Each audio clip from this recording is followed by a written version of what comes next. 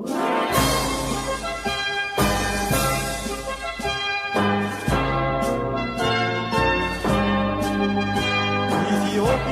thou land of our fathers, thou land where the gods love to be. A storm cloud at night suddenly gathers, all armies come rushing to thee. We must in the fight be victorious, when swords are thrust outward to gleam. For us will the victory be glorious, when led by the red, black and green. Advance, advance to victory, let Africa be free. Advance to meet the foe, advance to meet the foe, with a might of the red, the black and the green, with a might of the red, the black and the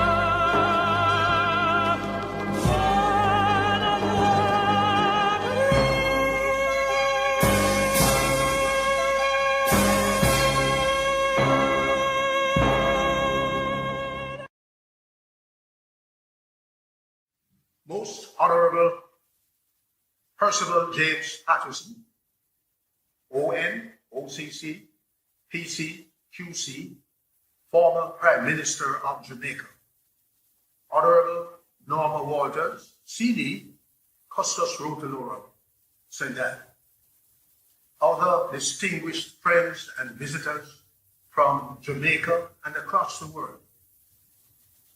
As Chairman of the St. Anne Homecoming Foundation, I am honored to extend a hearty welcome to the 10th Marcus Garvey Lecture presented by the Foundation in partnership with the St. Anne Parish Library.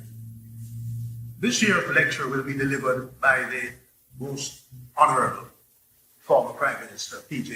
Patterson, and the subject matter of the lecture title will be Marcus Garvey and the Black Rights Movement in the 21st Century. The Garvey Lecture is one of several worldwide events that are taking place, held to mark the death of our first national hero on June 10, 1940. Its purpose is to ensure that his life's work is commemorated and honored for the momentum that he gave millions of Black people a sense of dignity and destiny and pride. It's an annual event originally staged at the foot of the Garvey statue, which stands in the courtyard of the St. Anne Parish Library. And since 2013, it has been held in the hall of the library. Understandably, the COVID pandemic has restricted us this year to a virtual presentation. The lecture has been the highlight of our foundation's educational calendar. It gives us the opportunity to keep the spotlight on the achievements of outstanding St. Anne-born Jamaicans and to use their lives as a learning tool for students and citizens who aspire to higher standards of values and attitudes. In our own mission to learn from our heritage, Garvey has been a pivotal figure in our thoughts, our minds, our evolution, and our teachable moments as we seek to discover from the past and chart our way into the future. The Foundation maintains a busy calendar of activities and a wide educational outreach, which includes scholarships and a student mentorship program. Pride of place is reserved for the Foundation and the Jamaica Library Service Marcus Garvey Educational Center, housed on the upper floor of the parish library. So this lecture allows us time during our busy calendar of events each year to pause and reflect on the life and times of Garvey. We take time to revisit his philosophy, his struggle for equality, his respect for women, his thoughts on education, his role in nation building, and his leadership of the Pan-African movement. Over the 10 years of the series, we have been graced by a distinguished panel of speakers, including historian Arnold Bertram, Dr. the Most Honorable Rex Nettleford, Sir Kenneth Hall, former Governor General of Jamaica, Dr. K. Adame White-Knight, University lecturer, Lord Anthony Gifford, outstanding barrister, Vivian Crawford, Executive Director of the Institute of Jamaica, James Walsh, outstanding Jamaican educator, and Reverend Dr. Gerald Reed, noted scholar and clergyman. On this occasion, we are highly privileged and blessed to have the Most Honorable Percival Patterson, former Prime Minister, statesman, scholar, and author, as our guest speaker 2021. We look forward to him taking us through his reflections and thoughts on Garvey and the Black Rights Movement. Ladies and gentlemen, welcome to this 10th lecture in the Marcus Garvey series. As we open the program, it is my privilege to extend a very special welcome to His Excellency, the Most Honorable Sir Patrick Allen, Governor General of Jamaica, who accepted our invitation to join us on this virtual platform, and we thank His Excellency for gracing us with his presence. Let us pray. O God, the story that you created for humanity is of justice, peace, and joy, inspired by the Holy Spirit. We thank you for the role our own St. Anne-born Jamaican, the Right Excellent Marcus Mosiah Garvey, has played in his time and beyond in the promotion of the Black race to demand its right to achieve its potential fairly and without fear. We give you thanks that Garvey's voice still finds currency in the Black Lives Matter movement of the 21st century. We ask, therefore, that this webinar will give us new insights as through our guest presenter, we celebrate the continuing work of Christ through persons like Marcus Garvey and movements like Black Lives Matter. We pray this in the name of Christ. Amen. Thank you, Reverend Allen, and I am now honored to welcome and introduce the Honorable Norma Walters, CD, Custos Rotulorum, St. Anne, who will deliver greetings on the behalf of the parish of St. Anne. Most Honorable Percival James Patterson, former Prime Minister, distinguished guests at home and worldwide, students, St. Annians, friends, ladies, and gentlemen. Tony Sewell wrote, "If a hero is to be judged, not only by the degree of his courage, but also by his mark upon the earth, then Marcus Garvey stands supreme." It is with great pleasure that I greet you all, locally and in the diaspora.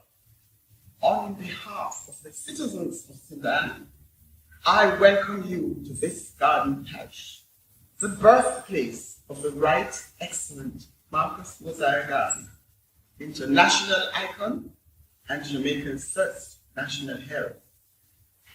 I am pleased to congratulate the members of the St. Anne Homecoming and Heritage Foundation, who, working in conjunction with the Jamaican Library Service, continue to plan and execute the annual lecture to commemorate the life and to preserve the heritage of Marcus Mosiah Garvey.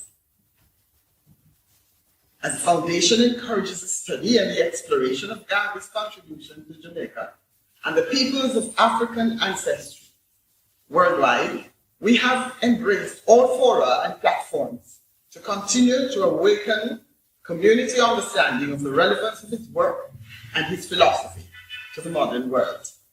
Professor Ralston Rex Nettleford opined that there is indeed much work yet to be done by political scientists, cultural analysts, historians, journalists, theologians, philosophers on this 20th century prophet, priest, and king.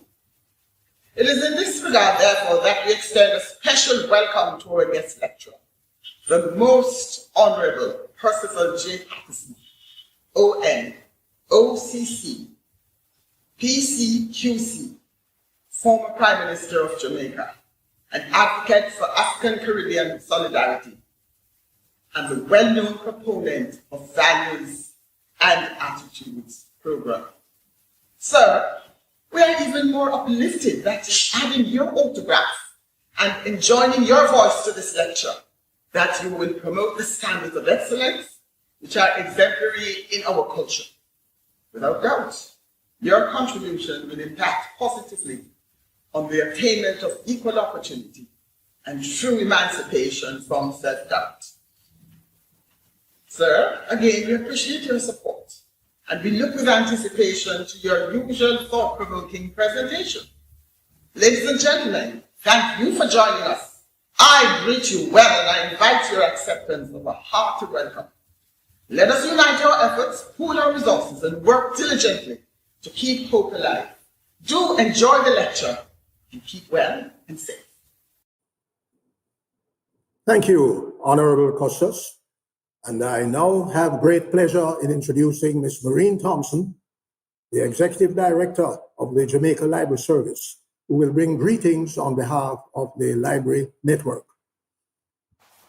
Master of Ceremonies, Mr. Lance Neato, Justice of the Peace, the Most Honorable P.J. Patterson, ON, OCC, PC, QC, Honorable Norma L. Walters, Costas Rotulorum, St. Anne, members of the St. Anne Homecoming and Heritage Foundation, management and staff of the Jamaica Library Service, all other distinguished guests and participants. Good morning, everyone. It is my distinct pleasure to greet you on the occasion of the 10th annual Marcus Mosiah Garvey Lecture titled Marcus Garvey and the Black Lives Matter Movement in the 21st Century. I am very delighted to participate in this meaningful engagement in an intellectually stimulating environment, which I believe would have been endorsed on all counts by the Right Excellent Marcus Mosiah Garvey. The evidence in support of this belief is found in a fitting quotation from the book Marcus Garvey Said, compiled and edited by Ken Jones and available in our public libraries island-wide. I quote, "No one is ever too old to learn. Therefore, you should take advantage of every educational facility. If you should hear of a great man or woman who is to lecture or speak in your town on any given subject, always make time to go and hear him. Get knowledge, get it quickly, get it studiously. Knowledge is power." It is therefore noteworthy that the Marcus Garvey Center at the St. Anne Parish Library continues to be an example of an excellent educational facility that has been hosted the annual Marcus Garvey Lecture Series to this its 10th staging.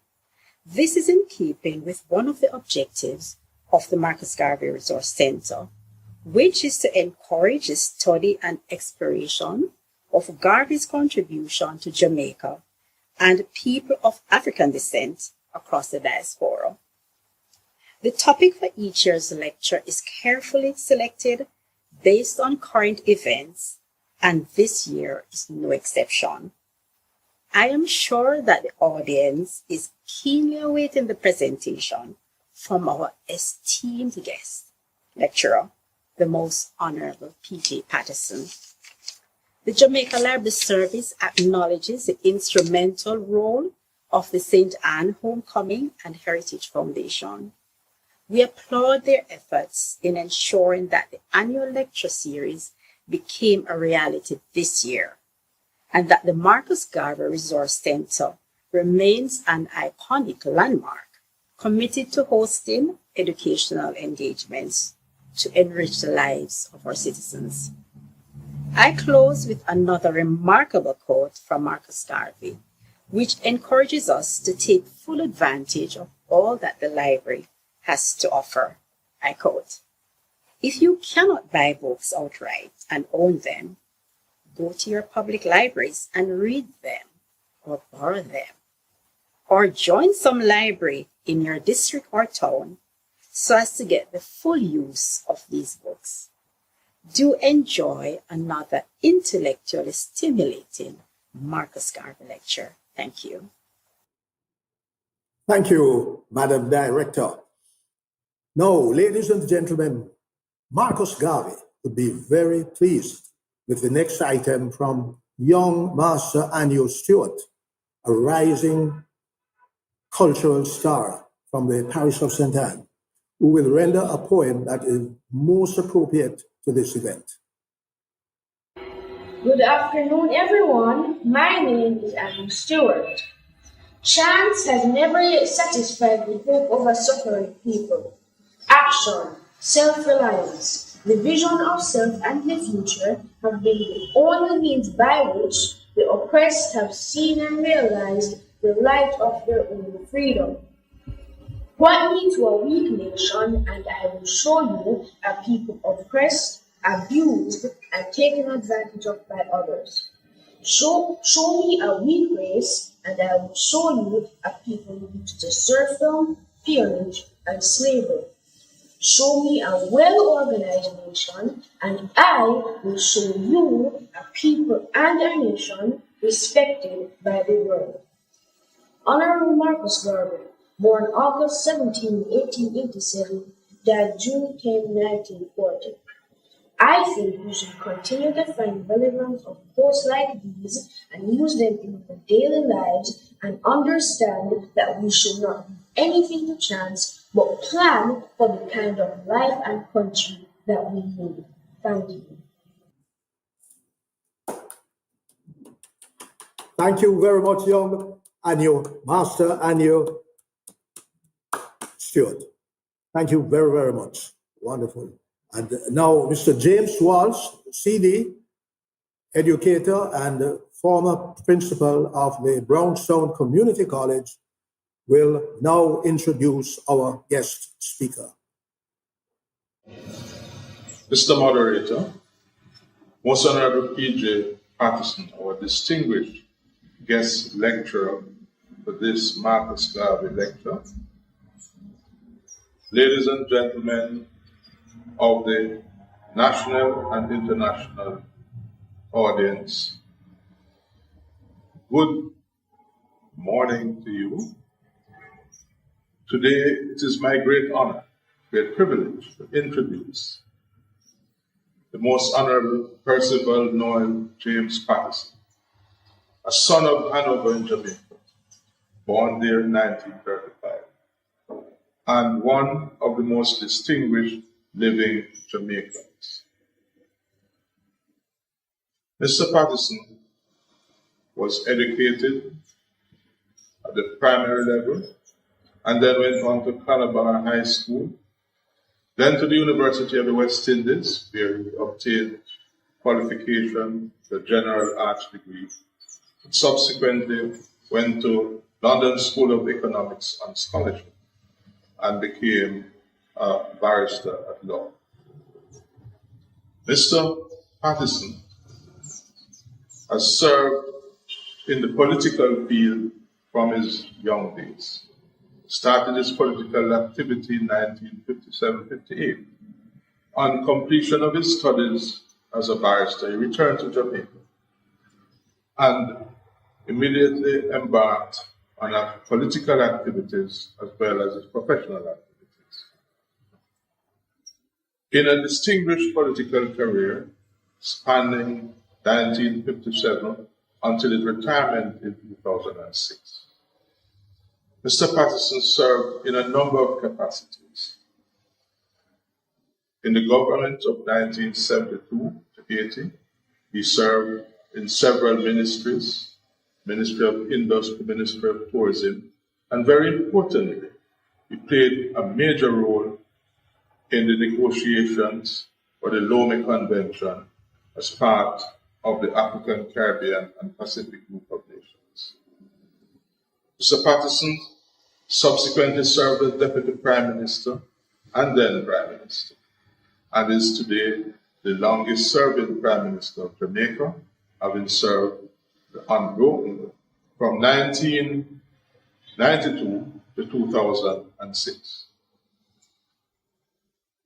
In his tenure as Prime Minister, he was known for his calmness, for his strategic thinking, for his focus on development, and his concern for the upliftment of people of African descent. A concern he shares with our national hero, Marcus Mosiah Garvey. Since his retirement from active politics, Mr. Patterson has become the preeminent elder statesman in Jamaica, and indeed one of the preeminent elder statesmen in the entire Caribbean, because he's a figure of international renown. Ladies and gentlemen, as I said before, it is my great honor to introduce to you the Most Honorable P.J. Patterson, our guest speaker for today.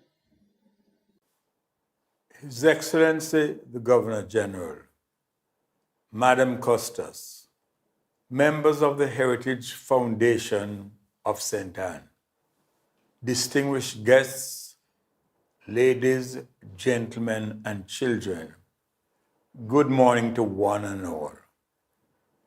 Although your request for my participation as guest lecturer reached me admittedly late, I had little choice but to accept in view of the prominence of the St. Anne Homecoming and Heritage Foundation and the urgent significance of the topic you have chosen, Marcus Garvey and the Black Lives Matter movement in the 21st century. It is now 15 years since my retirement from public life, and my wish in these closing years is to contribute in whatever way I can to advance the cause of our racial identity as we seek to establish now and forever that no matter the color of our skin, we belong to one single race, the human race. I speak today as the statesman in residence for the P.J. Patterson Center for Africa Caribbean Advocacy, which was established to assist in developing a framework for the coordination of public policy and to develop good relations between the nations of Africa and the Caribbean, that partnership in thought and action of which Marcus Mosiah dreamed. This center on our Mona campus will contribute to building a bridge and helping to fashion a framework that will allow leaders, academics, and civil society from the Caribbean and Africa to engage in a strategy that provides strong advocacy around major issues affecting both regions.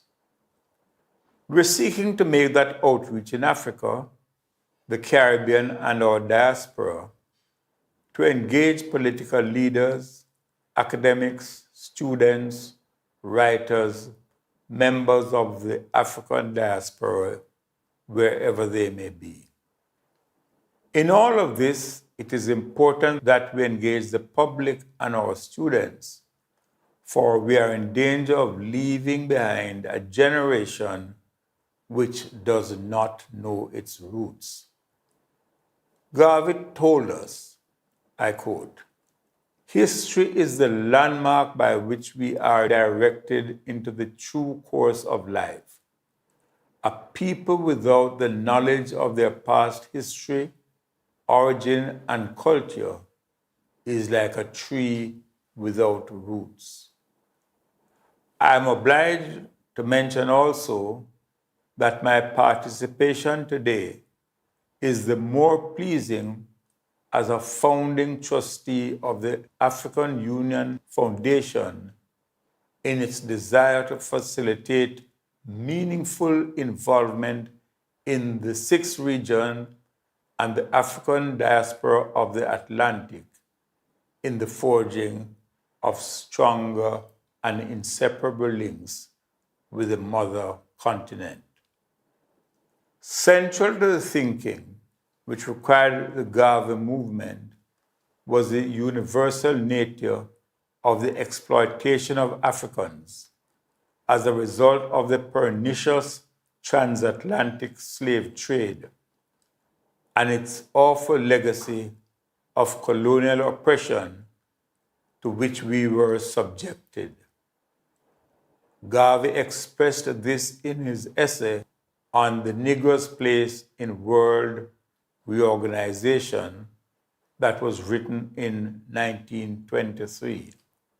Again, I quote, "Gradually, we are approaching the time when the Negro peoples of the world will have to either consciously, through their own organization, go forward to the point of destiny laid out by themselves, or must sit quiescently and see themselves pushed back into the mire of economic serfdom, to be ultimately crushed by the grinding mill of exploitation and be exterminated ultimately by the strong hand of prejudice."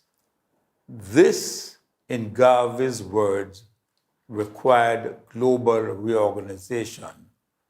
I shall refer again to this bold vision later. 100 years ago, a prosperous black community of Greenwood in Tulsa, Oklahoma, was razed to the ground by a white mob. 300 people were killed and some 10,000 left homeless. Referred to as the Black Wall Street, the white supremacists simply would not tolerate this. Negroes were there to pick cotton and reap tobacco, not to be successful in business enterprises. Other massacres had taken place in East St. Louis in 1917, Chicago in 1919. In Arkansas in 1919, a white mob attacked sharecroppers, and a flourishing community, Rosewood, was destroyed in 1923. This is the climate in which Marcus Garvey did his organizing work. Among Jamaican activists living in the United States at the time were the 29-year-old Claude McKay and 32-year-old Marcus Garvey. They responded in fighting spirit to the rise of white mob violence against blacks in many cities during the year 1919. Claude McKay was then working as a dining car waiter on the Pennsylvania Railroad. Marcus Garvey was busy restructuring the UNIA and had added the business arm, African Communities League. He was also publishing the weekly Negro World newspaper. Claude McKay's poem, "If We Must Die," became the more famous when it was recited by Winston Churchill without attribution when the Germans were on the offensive against Britain in the gloomiest days of bombing the seat of the empire during World War II. Its militancy is striking. If we must die, let it not be like hogs hunted and penned in an inglorious spot, while round us bark the mad and hungry dogs, making their mock at our accursed lot. If we must die, oh, let us nobly die, so that our precious blood may not be shed in vain. Then even the monsters we defy shall be constrained to honor us, though dead.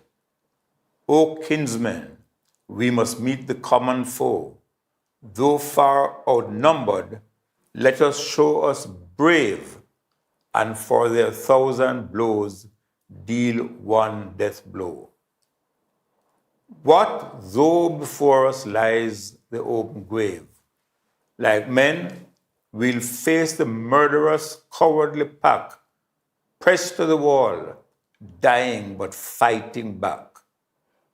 Some 370,000 African American soldiers had fought in Europe during World War I in segregated conditions to defend freedom and democracy in that continent, only to return to the horrors of white mob violence and racism in their own country. Many of these soldiers were responsive to Garvey's message and quickly joined the movement. Garvey's speech on the East St. Louis riots in 1917, when 39 blacks and 9 whites were killed following a labor dispute, was defiant. He said, "The East St. Louis riot will go down in history as one of the bloodiest outrages against mankind for which any class of people could be held guilty. This is no time for fine words, but a time to lift one's voice against the savagery of a people who claim to be the dispensers of democracy." He went on, "For 300 years, the Negroes of America have given their lifeblood to make the Republic the first among the nations of the world. And all along this time, there has never been even 1 year of justice, but on the contrary, a continuous round of oppression. At one time it was slavery, at another time lynching and burning. This is a crime against the laws of humanity. It is a crime against the laws of the nation. It is a crime against nature and a crime against the God of all mankind." Garvey raised some substantial money to assist the victims of the violence and redoubled his efforts to build the Organization of the United States. During his most impactful years, Garvey made a huge mobilization push and put in place the organizational and financial infrastructure for the 1920 convention at Madison Gardens, New York. That convention announced the Declaration of Rights. It had 54 points which summarized the conditions of blacks throughout the world and the programmatic measures to achieve human rights for Africans and people of African descent. The movement in each country had the obligation to expand and even modify the declaration according to their special circumstances. Garvey and his supporters developed a Jamaican plan in 1929 to advance the island's economic, social, and cultural development. He proposed laws to protect workers, a minimum wage, and land reform. He placed a very high premium on education. Among Garvey's proposals were a university and a technological college, free secondary education, 8-hour working day, community health care, high schools in every parish, and attached to the high schools, a night continuation school, public libraries, National Opera House with an academy of music and art. In the United States, where Garvey lived and did his extensive writing, the issues of slavery and racism triggered the Confederacy Revolt and the Civil War in the United States. Marcus Garvey was convinced they would never go away. Today, his worst fears are proving prophetic. The vicious killing of George Floyd did not mark the resurrection of racism in the USA, for it had never died and so was never buried.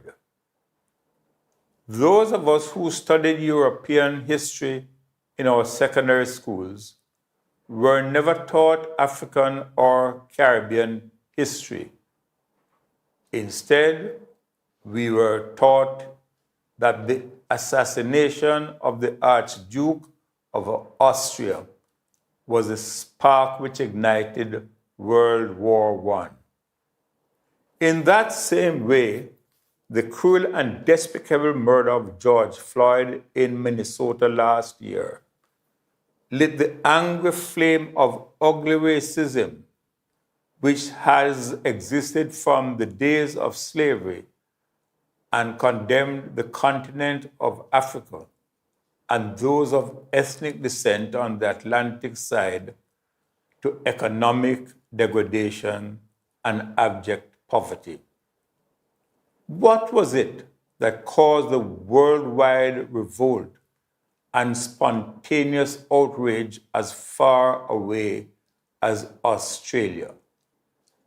One, it was caught on video, all of it, 9 minutes, 23 seconds. It was horrible. This was much more than another criminal act against another black man. It violated every rule of lawful police behavior. It was wicked. It was evil. No normal human being will kill even an obnoxious insect or a dangerous worm like that. Another set of gruesome murders which took place before are now pouring out from secret places and private sources. Since then, police officers have killed another 229 persons of color in the United States. The slavery trade itself and colonialism have ended. However, the legacy of pain and systemic racism are still alive and thriving. Interracial discrimination is still flourishing, and the practice of inculcating a sense of innate inferiority is still being perpetuated against people of color in far too many places. The killing of George Floyd and other black men, and the countless acts of racism that occur every day in America have put on stark display the dastardly realities of racism. The undeniable truth is that systemic and individual racism impact every aspect of life for those of us whose roots are African. In the Western Hemisphere, the intractable racism pandemic manifests itself in a lack of public health access, higher infant mortality rates, environmental racism, a criminal justice system characterized by racial profiling, police violence, and excessive incarceration. In the powerful nation of the USA, Garvey anchored his call for reparatory justice in its dimension of repatriation. Again, I quote, "If the Negro were to live in this Western Hemisphere for another 500 years, we would still be outnumbered by other races who are prejudiced against him.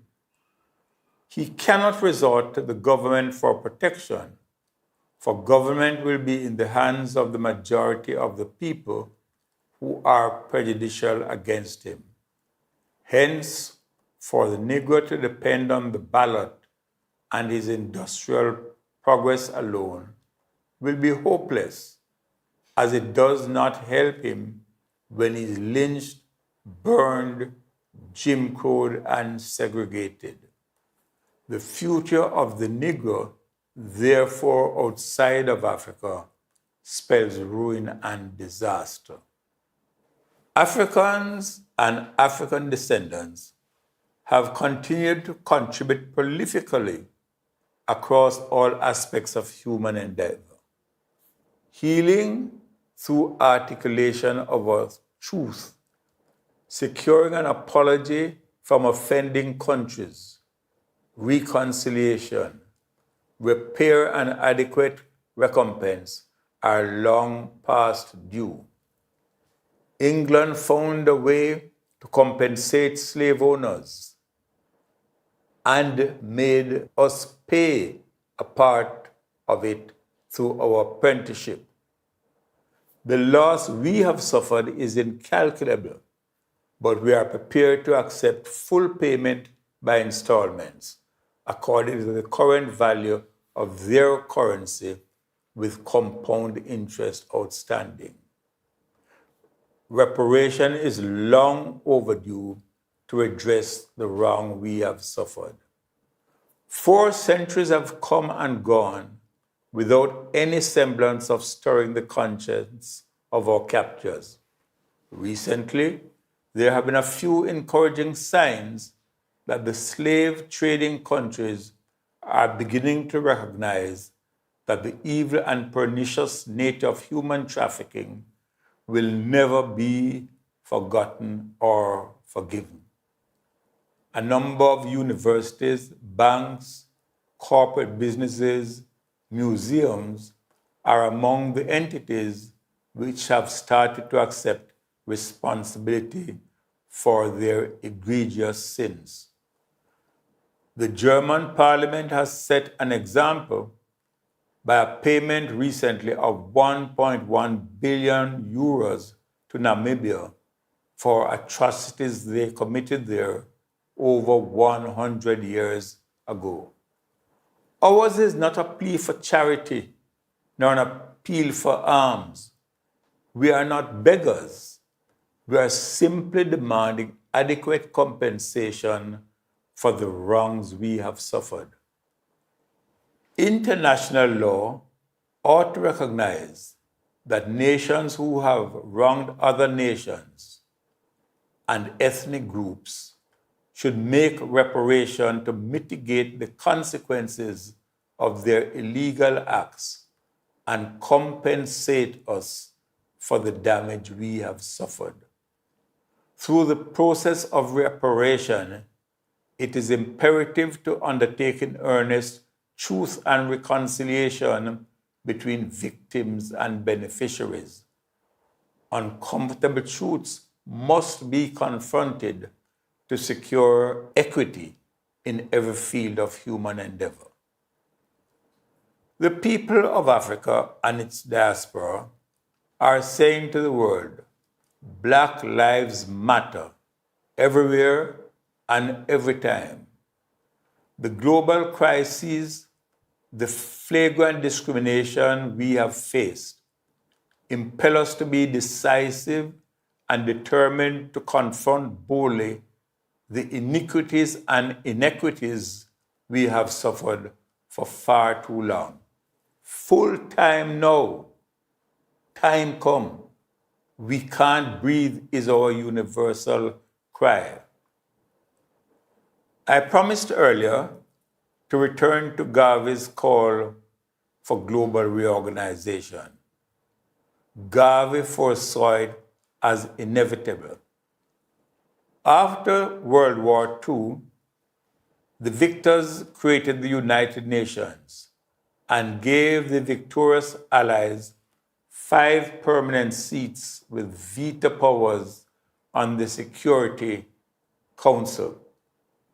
Resolutions of the General Assembly have no force in international law. The Bretton Woods institutions, such as the World Bank and the IMF, were created when the nations of Africa and the Caribbean were still colonies.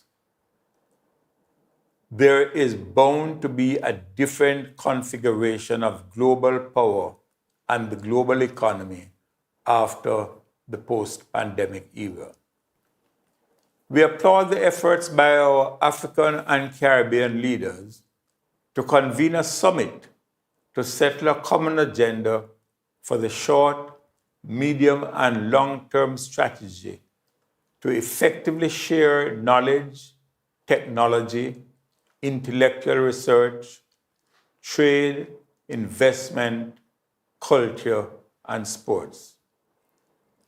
If a physical meeting is not feasible at this time, we must use the available tools of modern communication. The UN now has a virtual General Assembly.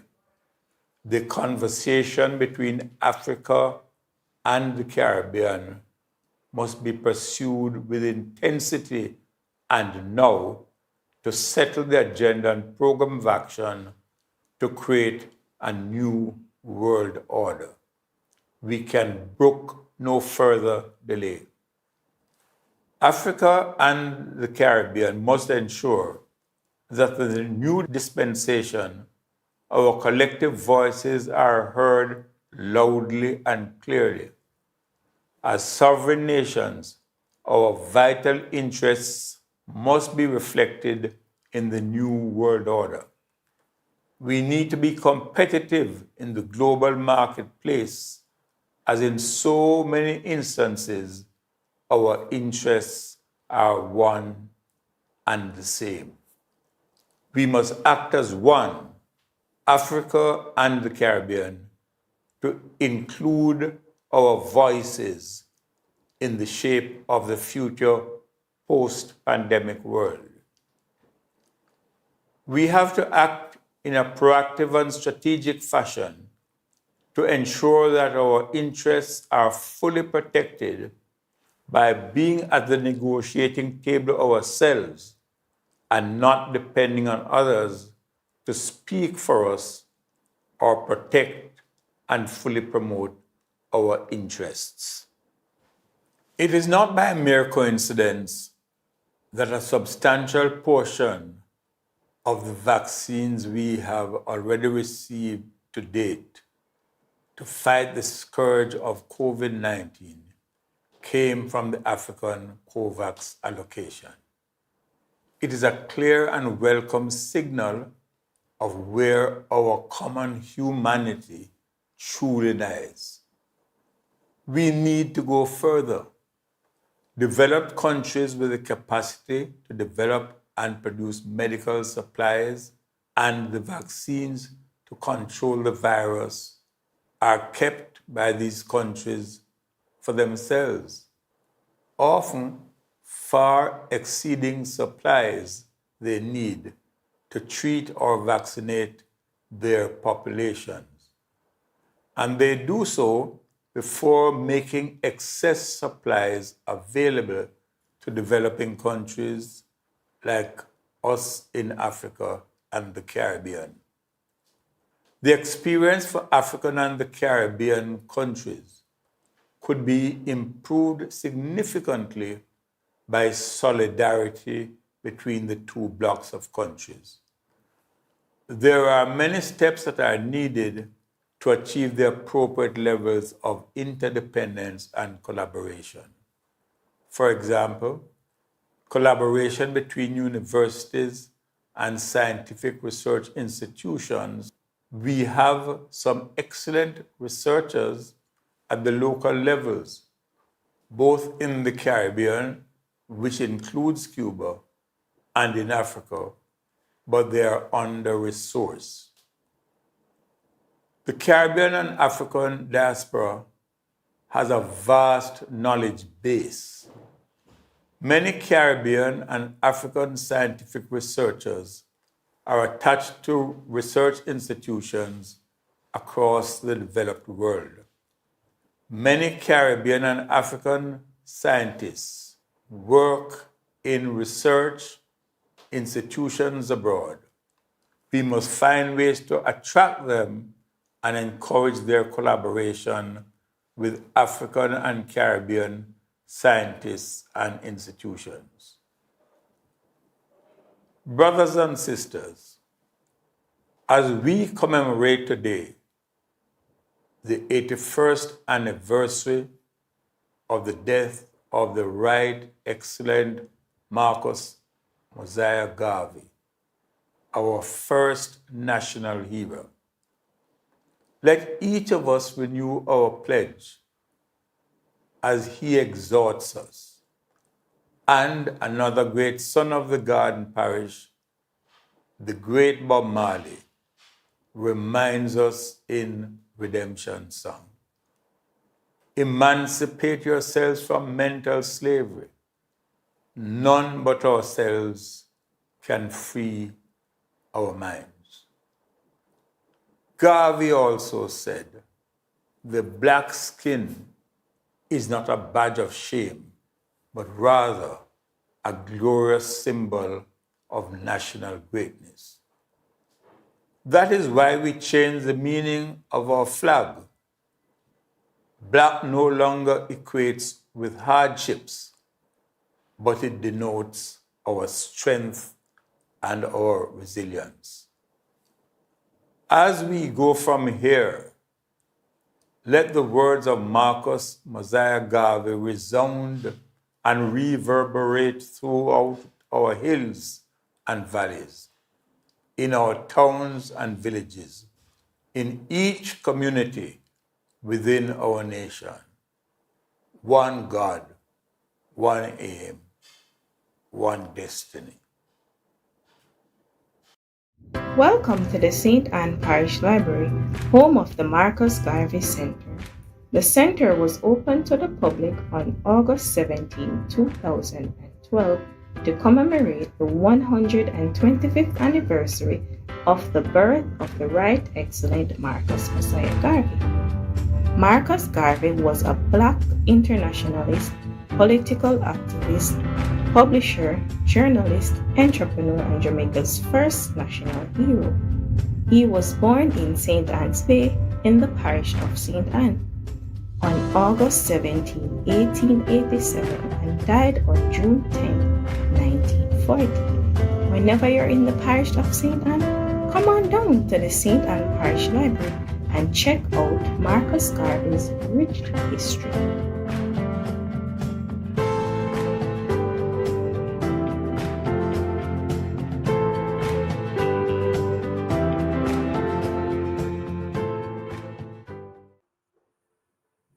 Well, brothers and sisters, ladies and gentlemen, we have heard it all. Listeners, on behalf of all the listeners who followed this program and followed this lecture this morning here in Jamaica and overseas, I wish to thank the Most Honorable P.J. Patterson for giving us this rich insight into the amazing nexuses at play between Garvey and the current Black Rights Matter movement in the 21st century. It has brought home to us the need to once again to try to understand and appreciate the impact that a single Jamaican, a single St. Anne man, a single Jamaican fighting against so many odds in the first half of the 20th century, what impact he has made on the international movement towards freedom and equality for all. Our former Prime Minister has left us with so much food for thought, and we thank him for his most dynamic contribution to our lecture series. My thanks to all who have contributed and participated in this program. The St. Anne Homecoming and Heritage Foundation, the St. Anne Parish Library, Honorable Custis Walters, Reverend Canon Michael Allen, Rector of the Church of the Ascension in St. Andrew, Miss Maureen Thompson, Director General of the Jamaica Library Service, the staff of the St. Anne Parish Library, Master Anu Stewart. We'll be hearing much more of him as he grows up, for his cultural reminder. And Mr. James Walsh, educator, Noranda Bauxite employees for their endorsement of this program, and the technical production teams from UWI Global and the Jamaica Library Service. We thank you all. Good morning. Good day.